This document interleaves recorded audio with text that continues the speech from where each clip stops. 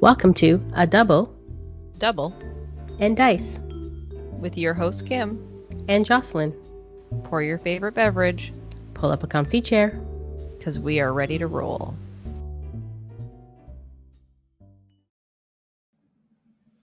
Welcome to episode 94 of A Double and Dice, and today I'm going to sing it. I forgot what I was going to sing. Oh my gosh, Kim, you had it Oh, already. right. I know. I had it ready. I was singing it before. It's the power of sidekicks. Yay. I won't get copyright for that, I hope. I don't think Power so. of sidekicks. So we're going to talk about sidekicks today. Absolutely. Not we are. sidekicks as in Batman and Robin to Batman. Not that kind of sidekick. Right? No, that is not the kind of sidekick we're talking about. Nope. It We're is a talking sidekick. about- It is a sidekick. You roll this sidekick. But we are It's talking white, about clear, But it could also be pink, pink, blue, yellow, gold, yellow. black. Did I say blue? Was there a blue? No. There wasn't Why a am I blue. saying blue? Yeah. don't I know. thought the 'Cause Groot you're one just was blue naming for some colors reason. at this point. Rainbow. I want a rainbow one. That would be cool. So we are talking about sidekicks, those 8 dice that you start every game of Dice Masters with, and the power that they have in your game. I'm gonna do this all night. No, I'm not. I'm gonna forget.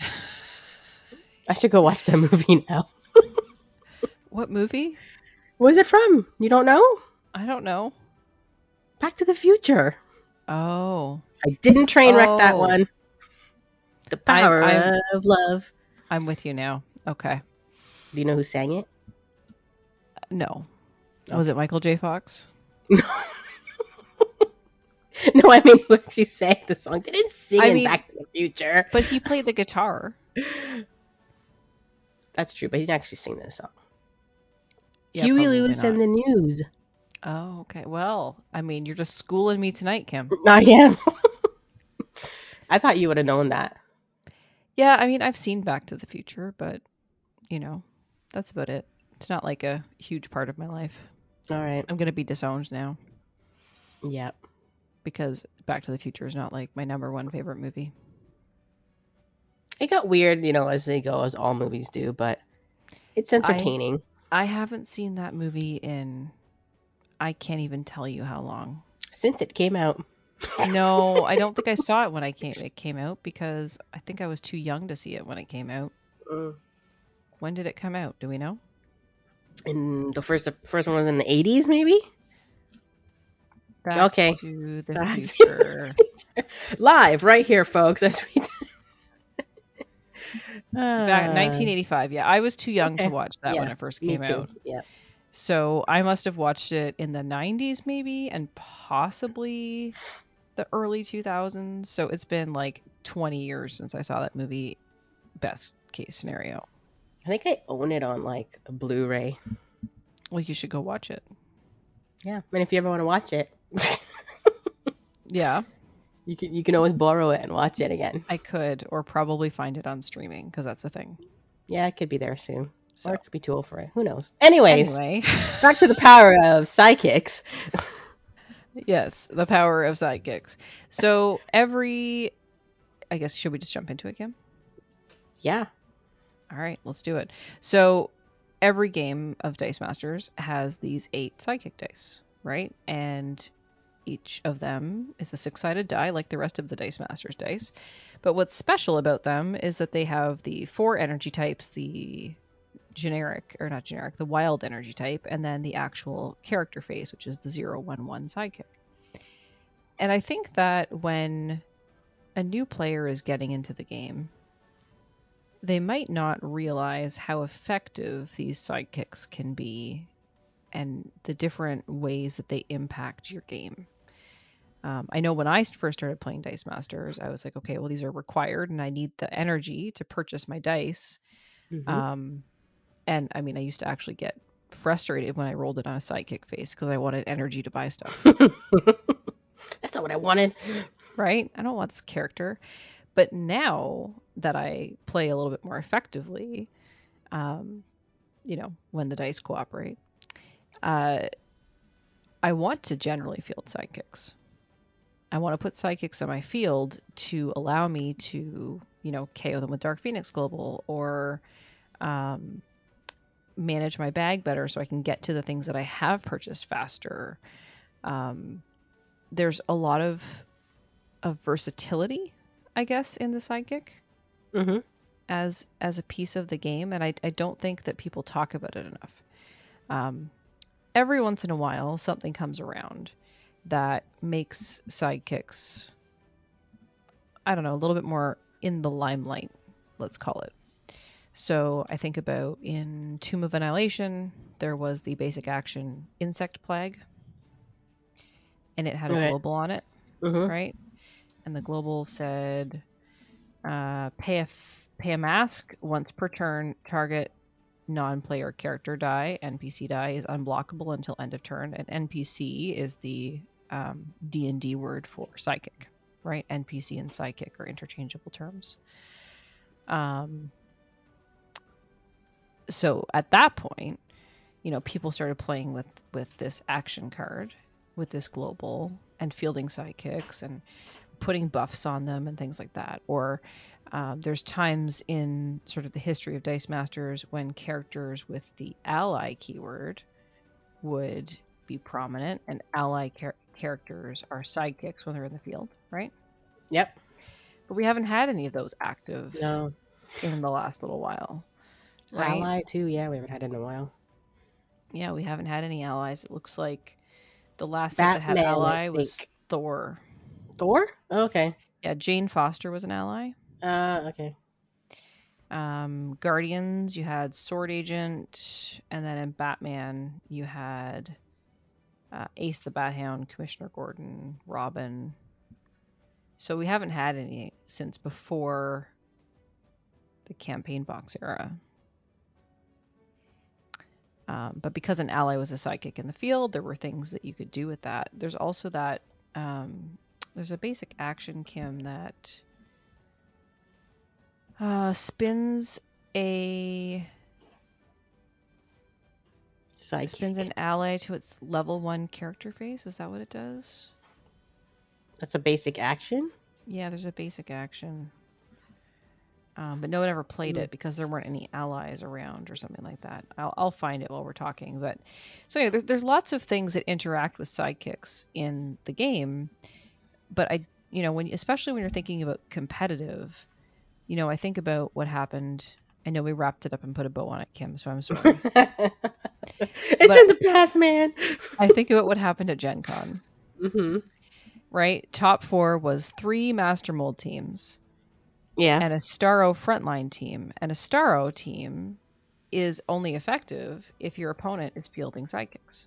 Is that the one that steals 2 sidekicks? Yeah. So it's the common Starro minions. 3-cost shield with the villain affiliation. If you roll Starro at level 3, re-roll Starro. When Starro attacks, you may take control of up to 2 target sidekicks your opponent controls. They must attack if able.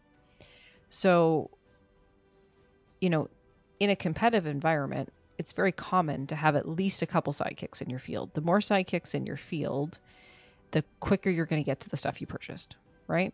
So you want to roll sidekicks, or you want to field sidekicks in other ways. So what are the ways that we field sidekicks, Kim?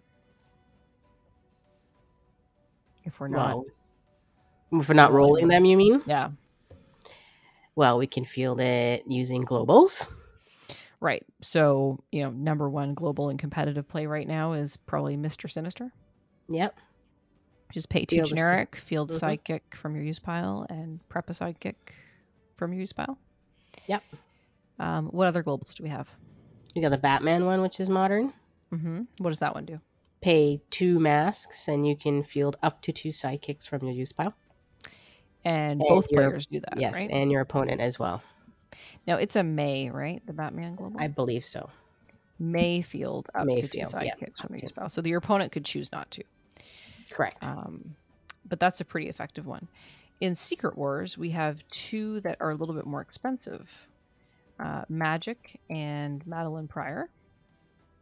So both of those have a rarity that say pay a certain energy type and a life once per turn, field the sidekick from your use pile. So Madeline Pryor is a mask and Magic is a bolt. So that's another way to field sidekicks. There's the Collector Global. Yep. Which that is was still a big modern. one back in the day. Yeah, what was it on before it was on Collector? Oh, it was what was his name? Professor X? Was it Professor X? Let me look. Okay. Anyway, so there was this global was reprinted. But in Infinity Gauntlet, it's on the Collector, and it says pay a mask once per turn, field a sidekick die from your use pile. So not as expensive as using Madeline Pryor, but similar effect. No, it was Heimdall. Oh, Heimdall? Was it Heimdall? No, I don't think No. so.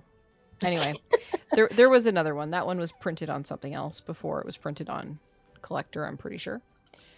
So these are just some of the ways in the current modern and recent modern that you've been able to field sidekicks. And then there's actions that do it, right? Like Instant War. So Instant War was reprinted in Marvel Secret Wars. Each player draws 3 dice and fields all sidekicks drawn this way. Each player places the remaining dice in their bag or use pile. And Namor from the Secret Wars set also has that effect, right? Yeah. Warring with the Surface, the uncommon. When fielded, each player draws 3 dice and fields all sidekicks drawn this way. Each player places the remaining dice in their bag or use pile. So it's the exact effect of Instant War on Namor. So there's ways to field sidekicks, and fielding them clears your bag, helps you get to what you're looking for, provides, easy blocking for your opponent. So if your opponent comes at you with a bunch of dice, then you've got a way to get around them. You can prevent them from getting through by blocking them with sidekicks. You can KO the sidekicks with your Dark Phoenix Global to help keep that churn going and get your more expensive dice. I just feel like no one's talking about it. But don't put too much sidekicks in your field, then you'll get bag burn. This is true. You have to be cautious about how many are there and if you're attacking or not attacking. But going back to Gen Con, the Master Mold team, similar to many competitive teams, wants to field a couple of sidekicks, keep them in the field so that he or she can, get to the Master Mold, get to their Villainous Pact, right? Get to those things that they need to win the game. And by keeping sidekicks in the field, there's less chance of doing that. There's less chance of that taking too long. You can filter through, and if you miss the roll, if you don't have as many dice in your circulation, then you're going to be able to get back to that and hopefully recover sooner. So fielding sidekicks is important, and that's where Starro came in, because you're stealing your opponent's sidekicks. So if you're a competitive level player and you're trying to keep your bag lean and you're trying to make sure that your stuff comes around in a timely fashion, you're going to field sidekicks. It's normal. It's normally part of your process. But when your opponent has that Starro there and they've purchased that Starro, you don't want to put sidekicks in your field. Nope. Because they're going to steal them and use them against you. Yep. So then, how do you manage your bag? How do you manage your use pile? Yeah. It completely changes the pace of the game. And that's how I think Michael was able to, surprise some people, get some quick wins with his Starro frontline combination by fielding your opponent's fielded sidekicks, using them against them. And there's been other cards that have done that in the past, right? I feel like these days a lot of people like to field a lot of sidekicks. It seems to be a bit of a trend. Yeah. Right? Sidekicks are being fielded a little bit more often to help with that bag management, to help with that churn, and to provide that blocking. Like I know with Master Mold, there's so many Sentinels, you want to keep sidekicks out so they can block. So as long as your opponent doesn't have a Villainous Pact to prevent the blocking, then you've got your sidekicks to do that, right? Yep. But they're amazing little things. There's these 8 little magic dice that can do so much for you. They can. right? And yeah, and I just not hearing a lot of talk about it. So tell me what you think, Kim. What are your thoughts on sidekicks? You know, it's kind of funny. I really don't. I don't think I've ever strategically played my sidekicks. Like, Hmm. you know what I mean? Like, I just roll them. If I need energy, I need energy. If I need a psychic out there because I need a blocker, I put a blocker out there. But I never like build my teams like around psychics, or even ever think during a game to utilize my psychics. It's kind of funny. I never really thought of them as something, unless I've built like a psychic team. That's different though, right? Like, um, Yeah, but because yeah, there is the sidekick team, like we talked about. mhm. There's the ally and the insect plague and the focus on using your sidekicks, even the Starro. But even just in the general game, day to day, sidekicks play a very important role. But everyone talks about the win condition and the Yeah, globals that support that. But without the sidekicks, we wouldn't be able to get there. I like it when you like attack with everything or something because you're trying to win, and that one little sneaky sidekick gets through for the win. That's right. Well, speaking of sneaky sidekicks, that was Hmm. what won Dwayne in his semifinal at Gen Con, right? So when they went to that 5-turn sudden death type game at the end of 5 turns, whoever had more life won. Dwayne was able to push through one sidekick into Petrus's empty field, and that was the differentiating factor. And Dwayne won that game and won that match because of it. Mm. Yep. So, but if you search just sidekick in the Dice Coalition, you get. Do you want to guess how many cards, Kim? That has that in there. Yeah, that has in the text somewhere, whether it's a global or 429. That's a guess. that's a very close guess. However, Really? if we are going by the Bob Barker rules, and rest in peace, Bob Barker, you you went over, so you Oh, don't okay. win. Okay. But it's 420. Okay. Actually, wasn't that bad. That's not bad. You were only No. off by 9. But you would lose the Price is Right game. Okay. So I just searched Sidekick, and we've got 420 cards from the entirety of Dice Masters that refer to the word Sidekick specifically on the card, or use the Sidekick icon. Mm-hmm. And I'm just looking to see if this includes. It doesn't look like it includes D&D because D&D calls them NPCs. That's right. Yeah. So let's see what And happens. then Yu-Gi-Oh calls them like monster or something. No. Monster is also a character, though. What didn't Yu-Gi-Oh call psychics something else too? Probably. If you add in NPC for D&D, you get another 61. So that would take you to 481, which at that point, Kim, you would win for being closest without going over. Yes. Okay, What'd so she just win, back. Bob? A new car. A new car. Oh, I'm so sad. I love Price is Right. I Still know that like. Drew Carey does it now, and Yeah. that it's been a long time for Bob Barker, and he almost made it to 100, which is amazing, but it's still sad. Yeah, he was on there for a while. I'll make sure you back. get that new card the next time I see you. Yes. So the backtrack, Heimdall and Professor X was once per turn. On your turn, you may prep 2 sidekick dice from your use pile. But the collector one, I cannot find what the other collector one was. Maybe So it didn't exist before collector. maybe it didn't. I think Was collector was probably the first one. Was it on the original collector from Guardians of the Galaxy? Was it a reprint? On the collector? Oh, maybe it was. Maybe. Let's see. Collector. No. No. Collector only showed up once. No, Guardians No. and Infinity. Oh, right. No, he didn't have a global on him in Guardians of the Galaxy. He didn't. Yeah. No. So I think it was the only I one. could have swore that global existed somewhere else, but anyway. You know what else sidekicks are good to use, which I probably may use more than like strategically, like, other placing them or not. Want to guess what psychics are good for? What psychics are good for? Buying stuff.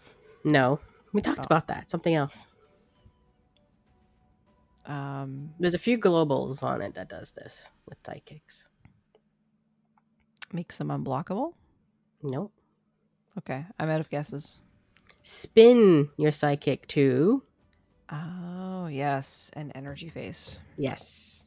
So there was like a 4/4 back in Thor days that actually was specific to shield or mask and bolt and fist.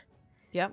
And then you had 4 from, was it Green Arrow the Flash? That were spin to...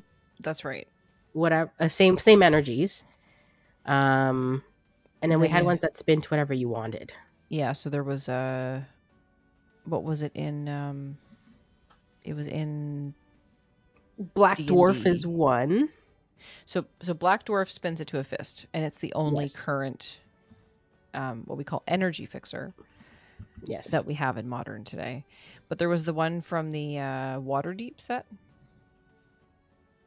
Oh, Intellect Devour. That's it. I was going to say Beholder, but that was wrong. Yeah. The Intellect Devourer Global allowed you to change it to anything, right? Anything of your choice. So. Yeah. And then, they call it NPC there, but same thing. So NPC is psychic, yeah. So, yeah, I found I've used that psychic. More. Sorry? I just said NPC equals psychic. Yeah. Yeah. I found I used that more, the spin down to what you needed. Because that helps you to get energy, right? If you're short or whatnot. Yeah. I haven't played with those in a while, actually. Spin down. Black Dwarf one. Modern, if you're talking modern. I haven't used that one in a while. But the Black Dwarf one is only for fists, though. That's right. Only for fists. Yep. And it's the only modern one. Which is weird, because they made all 4 energies in the past. But in Modern, they didn't do it for all. Yeah, all I mean, it's a change, right? The game can't always be the same. Yeah, that's true. But they do bring back a lot of stuff. Sure. Not a lot, but... Enough things. Enough. Enough things. They bring things back. Sometimes to their detriment, as we've talked about in the past. Hashtag Dark Phoenix Global. Yes. Hashtag Gladiator Global. Yes. Remind me what the Gladiator Global is. It says pay a fist when you attack. Your character dice can't be the target of action dice or global abilities. Which I just like rolling different color psychics. Yeah, the Doom Caliber Knight Global previously. Which is from That's Yu-Gi-Oh, isn't it? Yeah. I don't know nothing about Yu-Gi-Oh. I just know that that was a thing. Yeah, another thing I like about psychic is the colors. I like different color psychics. I don't know. I like new stuff like that. Yeah, it's interesting, right? It's interesting to have those things. I am still trying to find that global about fielding a sidekick with a mask. Not the Magneto one. I found not Magneto. Collector. It was Professor X. Oh, okay. X-Men Professor X. X-Men First Class.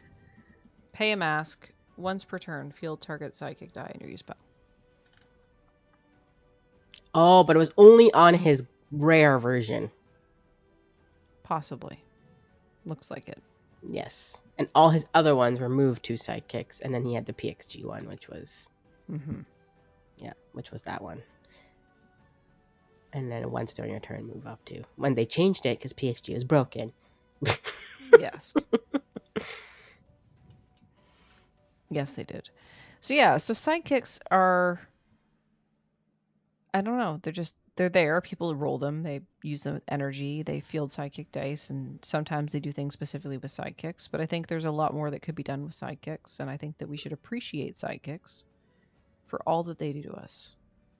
for Psychic Day. us. Yeah. You know National what? Sidekick Day. Right. We should totally make that a theme for Dice Social. Absolutely.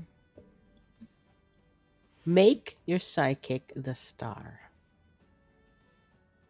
We'll have to look at like, we don't want it to be like super gross. No. So, Well, Dice Social is always casual, so. yeah, that's true. People need to remember that. Yes. So, There you go. We'll come up yeah, with a theme. it's good to have themes. Psychic Day. Dress up as your favorite psychic. Hey, someone said dress up as a psychic for like Halloween. Oh yeah, like a sidekick thing, like an actual. Like a psychic face. Yeah, like how the pawn looks. You should dress up as somebody like that. I challenge you, people out there. If someone dressed up as a psychic for Halloween, as the pawn, send a picture. And maybe you'll win a prize. You'll win a prize. You giving out prizes again, Kim? Let's see. I'm daring someone to do it. It's a dare. Did we get all the prizes out that we deserve? We did. Okay. And our what was the name of that one? Did make a video and put it in our Discord. Was it our Discord or your Discord? Yeah. Our Discord. DM North, right? Yeah. Yeah. Oh no. Oh no, yes. it's Red Oh Mage. no, it's Red Mage. Yeah. Did put his pricing out. Was there another one? I don't think so. I think that was everybody. Yeah, I think that was it. Because Andy got to come on the podcast. Right. He got to be a sidekick for the day. There you go. All guests are special. Yes. So if you haven't seen that video, you can go check it out. I think you put it in the Dice Master section. I can't remember. I think so. But yes, it was a Kim original art. Yeah, it was fantastic. It was a Mary Shazam, if I recall correctly. Yes, a Lego Mary Shazam. It was supposed to look like Lego. Yeah, she did. It was very well done. The card I was thinking of was Brave Sacrifice. Target sidekick character die gets +2 attack and +2 defense. If it doesn't attack this turn, KO it. That was from X-Men Forever. I wonder how a game would go if we just put it like you can only win with your psychics. Just the actual sidekicks? Yeah. So you have cards to support your psychics, like that one. Like it gives you, your psychics get +2/+2. You know what I mean? Like there's cards that would help it, but you can't win with those dice. You have to win with your psychics only. That'll be interesting and probably take your whole time. Mm-hmm. Unless you come up with a crazy, like, I don't know, some crazy wacky combo or something that like just works with the psychics or something like that. But Nick. Yeah. Well, that might be interesting. So you have support pieces, but you can't use, like, if you have to buy the die, obviously, right? But you can't use that to win. Mm-hmm. Your psychics have to win it for you. Yeah. And that Brave Sacrifice card also has the global that I was thinking of. It's pay a shield, spin target psychic character die to level 1. So if you're not familiar with allies, which are a keyword that says that this character is a sidekick in the field, you'd be like, well, why would I spin the character die to level 1? A sidekick character die has to be on a sidekick face. It's already on level 1. Well, that's because that could be used with an ally. You could take an ally like Jane Foster or Robin or Ace the Bat Hound that's on a higher level and spin it down so that perhaps you can spin something else up. Because that is one of the drawbacks to sidekicks, is that they can't be spun up to higher levels. Right. But they are character dice when they're fielded, so they can trigger things like Thor or Jubilee. They're so versatile. Yeah, that's right, because when you field it, it's considered a character. Mm-hmm. I was going to say something, but I forgot. When you field it, it's considered a character. Yes. No, yeah, it's always a level 1. It's never anything else. That's right. Yeah. But it can be buffed, it can be captured, it can be stolen with Starro. It can be made unblockable with different effects. Mm-hmm. There's so many different things You can that you bring can it do. in, you can spin it out, you can spin it down, You can KO it, you can sacrifice it, like just, and it just keeps coming back. It just keeps doing its thing. It's really magical. Magical. It's the We love magic our of psychics. psychics. The power of psychics. So yeah, that's kind of all I had. Did you have anything to add, Kim? Aside from With your little song? psychics? No, I think we talked about everything a psychic can do. So hopefully we didn't miss Yeah. anything. Oh, I'm sure we did.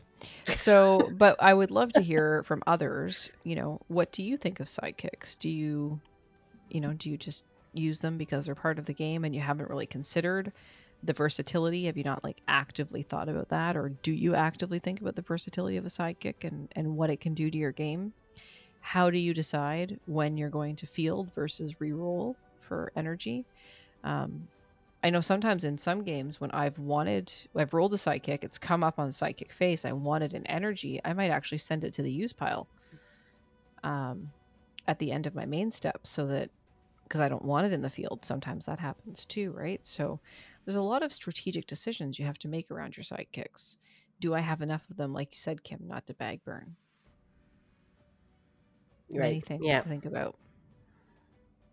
Many things. So yeah, but let us know your thoughts on sidekicks. Do you have a favorite sidekick team? Is there something sidekick related that has happened in the last couple of sets, aside from, like we talked about Starro today, capturing sidekicks and the frontline combo and allowing that to sort of pop off quickly and beat your opponent relatively quickly with that Starro and frontline. I don't think we said what frontline does. It's a 5-cost basic action, right? Yes, The 5 cost. frontline. Unblocked attacking character dice gain +3A until end of turn. That's right. It also has global on there. Yep. Yeah. Pay a fist. Target opposing character die can't block this turn unless the opponent pays 1 life. So can you imagine you like roll up a whole bunch of fifths and be like, can't block. Yeah, could be a winning game there. You got to just do your based math. on their life. Yeah. Can you afford to pay the life to block, or Yeah. Are you going to die because they have +3?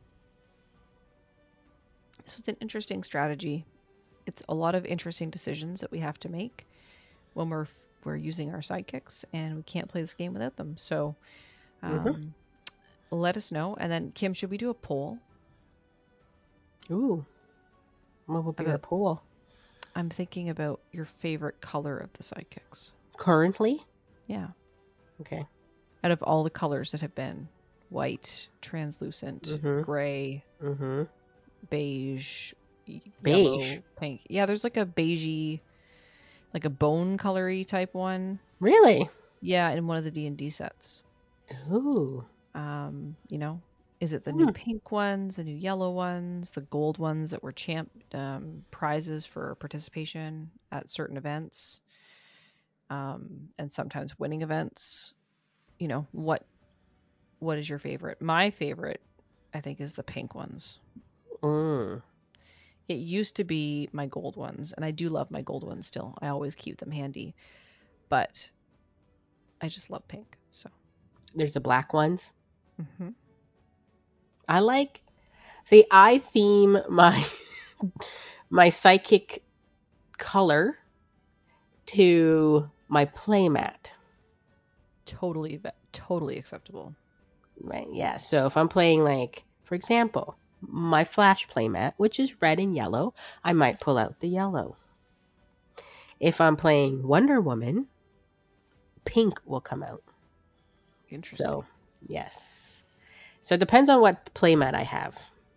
I kind of change to that. Some people like to sow chaos. I've seen people play with multiple colored sidekicks. Yes, which can be very confusing to your eyes. I've seen Peter do that.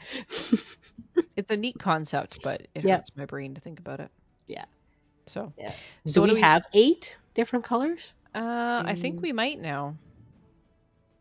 With the introduction of the pink and the yellow, I think we do.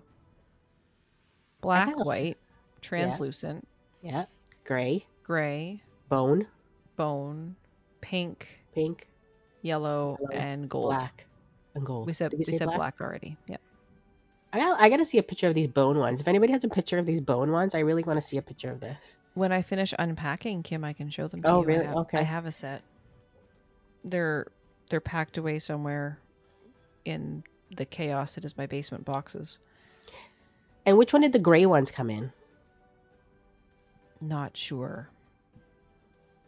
I'm pretty sure the translucent ones came from...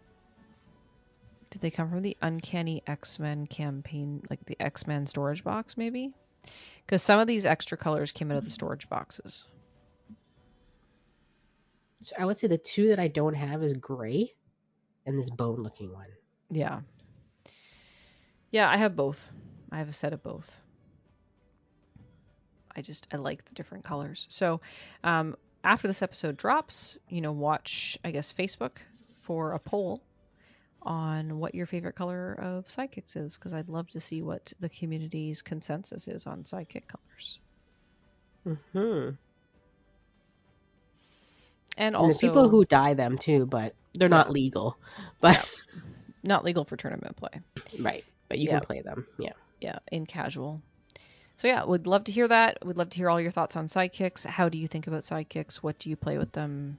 Do you revere them as much as you should? Because I'm going to should you and say you should revere your sidekicks if you play Dice Masters. Otherwise, you can't buy anything. They provide Love resources. your sidekicks. That's right. Treat them right. I can get very superstitious with my sidekicks. Like if I'm practicing for a tournament, I will play the sidekicks that I practiced with. I have some little idiosyncrasies about my competitive game, so. That makes sense. It's like sometimes it's like, okay, speaking of sidekicks, let's say I needed sidekicks for a team. I roll my black ones because my black ones always seem to roll sidekicks for me. There's a perception that way. Yeah. Right? So I will roll my black ones if that's the case. If I something I need more sidekicks out in the field for some reason. Yeah. Interesting. I know. So that's another one we can ask people. How do you have weird things like that with your sidekick dice? I mean, I don't just have the sidekicks. I also have my mat. I always set my mat up exactly the same way when I'm playing the same team. I like to organize my cards in a particular method. I put the dice on the level that I want them to roll on. So like when I play, yeah, when I play Black Widow, Widow's Hunt, I know I'm a little bit obsessive. The one that you want to energize, I store her in my Zen bin, and I also put her on my mat on her double energy face when I have her sitting on my mat because I'm training it. So, and sidekick, same thing. When I have them, if I want them to roll energies, when I'm storing them going into the tournament, I'll put them on an energy side. If I want them to roll sidekicks, I'll put them on a sidekick side to see if I can train them to do what I want them to do. Interesting. You can just talk to them too. Roll, roll, roll, roll. I do talk Asking to the you sidekicks. and me may have. And I specifically talk to my opponent's sidekicks as well. So when I want if my opponent wants energy, I'll be like, sidekick, sidekick, sidekick. And if they want a sidekick, I'll go, energy, energy. People have probably seen me do that on streams before. I get a little chant going to see if I can. And then if I'm right, I go, yay! I get really excited. So anyway, obviously it's all random. But it's just what it is. I have some things. I have some particular idiosyncrasies about how I set up. So I wonder if anybody like rolls their psychic in their hand and like blows their hand. You know how you playing like in like the casino or something? It's like, yeah, you're playing and you roll it. If you do that, I want to know too. It's hard to see that on camera. You know when you're playing people. I can tell you that in person, when I've needed a clutch roll, I will talk to my sidekick sometimes.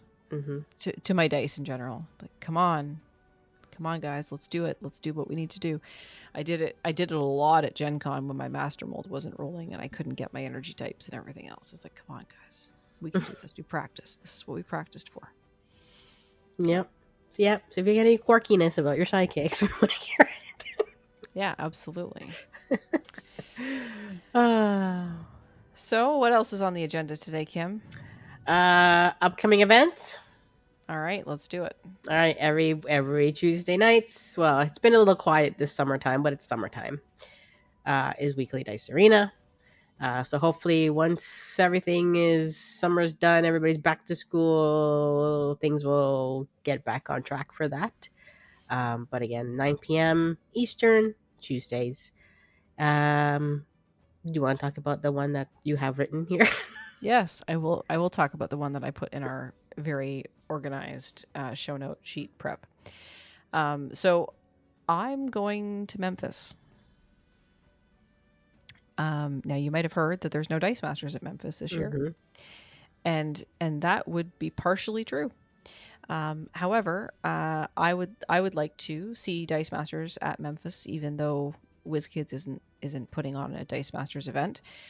So on Saturday afternoon, myself, Rob, and some other people are going to be putting on a Dice Masters draft of Secret Wars at Worlds in Memphis at Graceland. So if you're in the area, or if you're near enough by and you want to participate, we will be holding a Dice Masters draft with Secret Wars. It's going to be free to enter. We're going to ask you to make a donation to the Mid-South Food Bank in order to participate of $10. It's not mandatory, but we encourage it. And we will be holding that Dice Masters draft either in the Graceland Convention Center in the cafeteria area outside of the gaming hall, which is kind of a free space. Or if that is not going to work out, then we'll hold it back at the hotel, which you can attend. You can go into the hotel even if you're not a registered guest. We'll just be sort of in the lobby area. But so more information to follow on that. It's going to be sort of late afternoon on Saturday, September 16th. So if you are at Memphis for HeroClix or for Onslaught, or if you happen to be somebody who is in that general area and are willing to come out and support the food bank and play some Dice Masters and do a draft, it's just gonna be a fun time. No one, there's no prizing. It's not officially sanctioned. It's just a bunch of people getting together to play a WizKid game, just like we would if we were playing something else in between competitions at Worlds. So if you're around, hopefully you can join us. We will be opening a Discord channel so that you can get more information about this event. So stay tuned, and we should have that ready for the show notes when the show drops. And we will see you hopefully in Memphis on September 16th. Time to be confirmed, but it's probably going to be late afternoon, 4 p.m., 5 p.m. ish. We're just going to run a couple rounds of draft. Cool. Now, what happened at that World? It's HeroClix and it's something else? Onslaught, D&D Onslaught. Right. Yeah. So it is running from September 14th to 17th at Graceland Exhibition Center, as it has for the last number of years. Dice Masters is not on the official event listing, but like I said, we're going to draft, we're going to have product, and we're going to support the food bank, which the Mid-South Food Bank is the local food bank to Memphis. Cool. And lastly, be on the lookout soon on our website in the Discord, because something is coming in October. Something is coming in October? Something is coming in October? Something's coming in October. Is it a 2-something? 2-something? You never know. Look out for the details. It's coming soon. Is it a takedown something? I don't know.